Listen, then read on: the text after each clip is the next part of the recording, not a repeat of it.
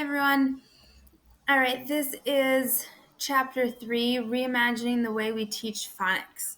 We're going to talk about the five misunderstandings about teaching phonics and a little bit about the science of how this works.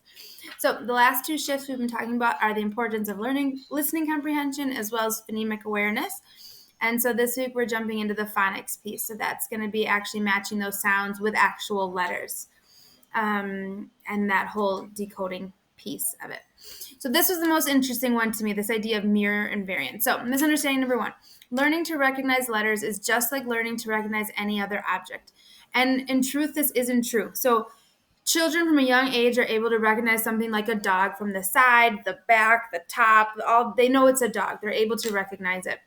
But letters are different. They're not 3D, and so they're different. And so when you flip a B upside down, now it's a Q, and if you flip a P upside down, now it's a D, and if you turn, they're a whole different letter and sound. So they're not able to look at it from every different angle and know that it's the same. It's one thing. It's actually now turns into a completely different thing, which is unlike really anything in their world up until this point. So students that we've noticed.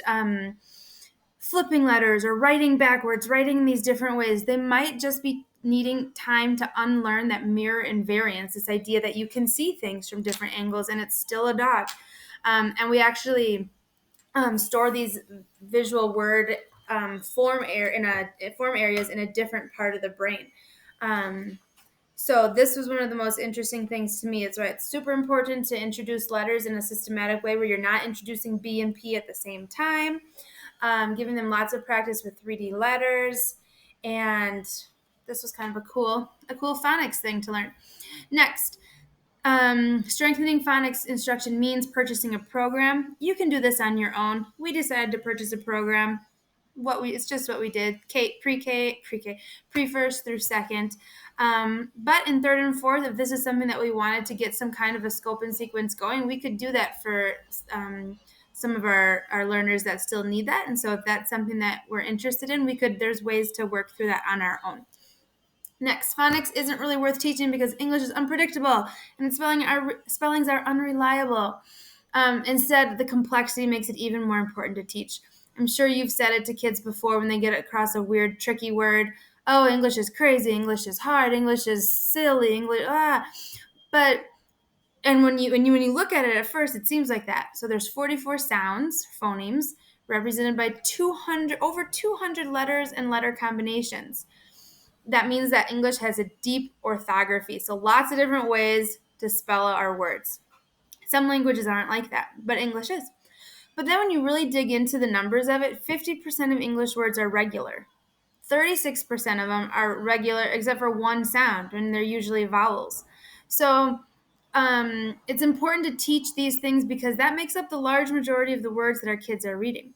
Another reason why reading and word study is so important because the more that they see words and talk about words and investigate them, they improve their filing system and they start to see that there are combinations that are okay, like ing, ble, ant. Those things happen in reading. They're a little weird. They happen. But you're never going to see PRX together. You're never going to see ABC, ACB. You're never going to see certain combinations. And their brain starts to file some of those things together, which is pretty cool. So even though it seems very unpredictable, most of it isn't that unpredictable. Next, if you have a strong scope and sequence and solid instructional routines, you have systematic phonics instruction. Instead, we need all of that, but you also need practice, assessment, and review. And this goes with all good teaching, right? And this is another thing that we liked about our foundation program is that it introduces things. It has, at the end of each unit, there's assessment that's being collected to see how kids are doing. And then this is the most difficult part, that differentiation part. What do we do with that now that we know that some kids are still struggling? How are we going to review and give extra practice? So just that responsiveness of instruction.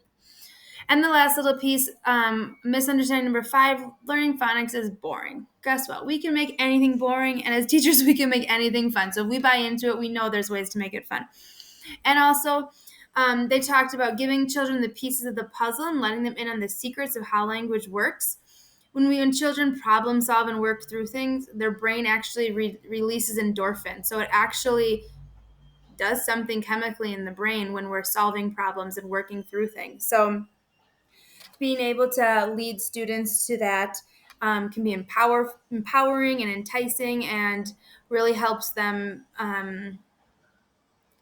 like literally different things in the brain are happening. So the more that we let them in on those secrets, the better.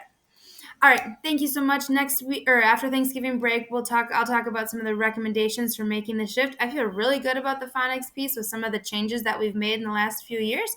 So keep up the good work, and yeah, we'll see a couple of things that we can do next time.